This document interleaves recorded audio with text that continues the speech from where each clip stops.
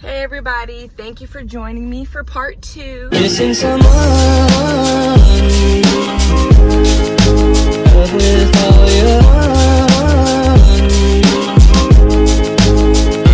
missing someone with I am in the same exact outfit because this is the same exact date. I wanted to get this video out today so that way my story can still be fresh in my brain and I won't miss anything. But yeah, thank you for joining me for part 2. Make sure you like, comment, subscribe below. And if I start talking and you're like, what is this story about?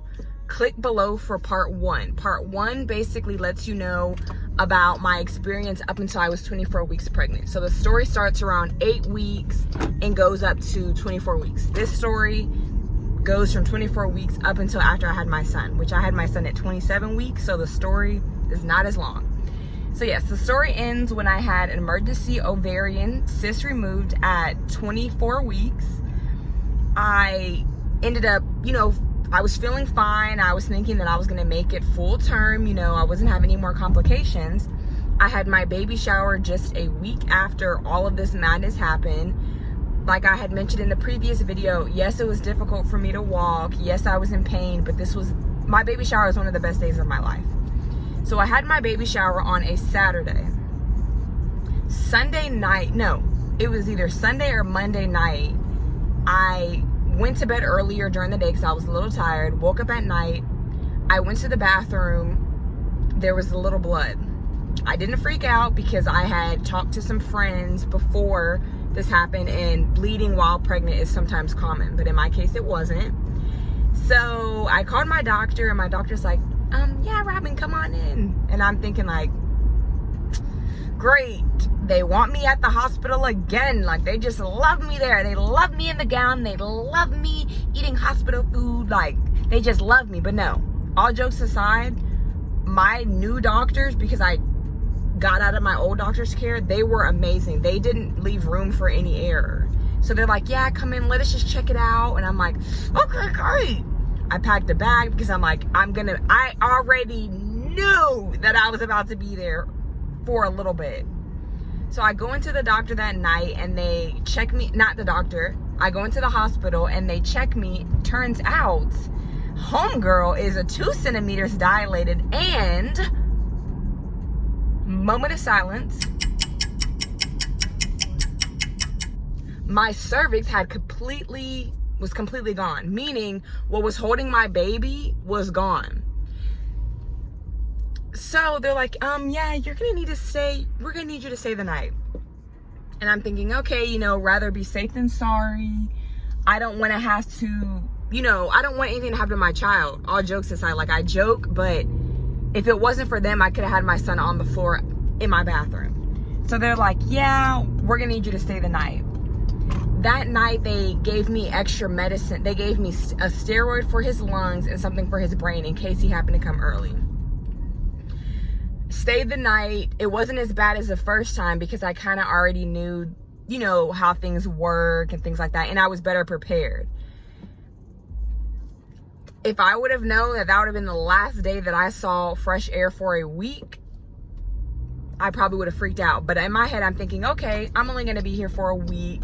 Not a week, sorry. In my head, I'm thinking I'm only going to be there for maybe a day or two. The next day, they let me know, okay, Robyn, you're not going home. You need to stay here until you are at least 38 weeks pregnant because that's the beginning of full term. Mind you, I was only 26 weeks pregnant, so they're saying you need to stay at the hospital for 12 more weeks just to be safe. The moment they told me that, I immediately got depressed because people that know me know that I'm always on the go. Like I hate sitting still, and they're basically telling me you're gonna have to sit still for 12 weeks. The bed rest that I was on, so I got transferred to high risk. Let me backtrack. I got transferred to high risk, and in the high risk suite, I could only take 3-minute showers. I could only lay down. I couldn't sit up more than maybe 2 minutes. I had to eat laying down. Let me hold this because it likes to act crazy when I try to drive and talk. Which, people watching, what is a good phone holder? Leave leave some comments below, because this phone holder is horrible. Like, I have to hold it while I'm driving. Like, how safe is that? How safe is that? If you're a phone holder, I'm gonna get back to the story, but if you're a phone holder, you better hold my phone. So yeah, they told me I had to be there. I mean, they got depressed, and like I mentioned, I was on very extensive bed rest.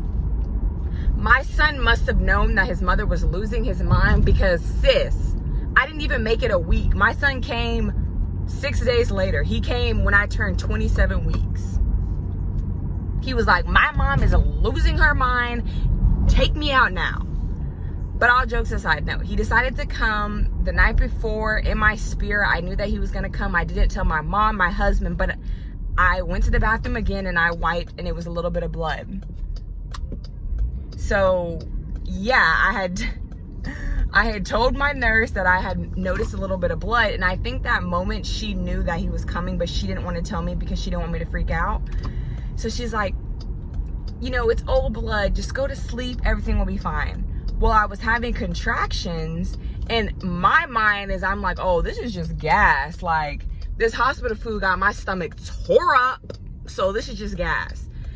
So my husband goes to work that morning, and I call my mom, and I'm like, Mom, I'm having contractions again. Honey, my son came maybe 2 hours later. I had him via C-section because he was transverse, meaning he was like this way. So he didn't want to be breached, meaning his head would be up and his feet were down. He wanted to be transverse. That should tell you he was chilling. He was chilling, not trying to come out. But my body was like, you got to go, buddy. Like, you gotta go. And I'm like, no, buddy, keep him in. And my body's like, nope, gotta go. So I had him at 27 weeks. He was 2 pounds, 3 ounces. Yes, I said 2 pounds, 3 ounces. People watching, he was below 3 pounds. And the doctor who delivered me told me later on, she was like, yeah, your son was the most energetic baby that I delivered all week. He was the most littest, hypest. Like, he had so much energy for being such a small baby. And because he was premature, I did not get to hold him, but they showed me him while he was being carried away, and I cried because that was a moment I felt like a mother. When I had surgery, I didn't feel like a mom per se, if that makes sense, because I couldn't see my child. This was the first moment that I'm seeing my child. He was the most beautifulest, if that's a word, I don't know. He was the best looking baby I've ever seen. He had eyebrows, he had a head full of hair, face full of hair. He was just beautiful, and to date he is beautiful. I'm gonna bring him on my YouTube channel maybe later on when he gets a little bit older, so y'all can meet him. I tried to sum it up a little bit so it wouldn't be too drawn out, but I wanted to get my story out because a lot of people ask me, well, what happened, Robyn? Like, one moment you were pregnant, the next moment you weren't pregnant.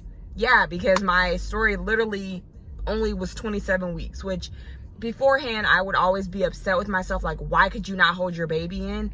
But realistically, me having a premature child, I believe, was for somebody else. I have connected with so many people just based off the fact that we both have premature children. And it's beautiful because my baby is a miracle. Every day I look at him thinking, you are a miracle, because there were babies in his NICU that didn't even make it. You know what I'm saying? Like, most parents don't go through something like that. Seeing a baby next to your child one day and then the next day they're not next to your child because they didn't make it.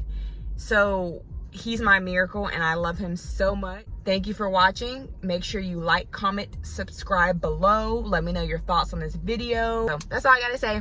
But I'm gonna go now because I gotta get some food because I'm hungry. I'm so hungry. Like, I don't want to get hangry, so I better eat now. So I'm gonna see y'all later. Thanks for joining. I'm out.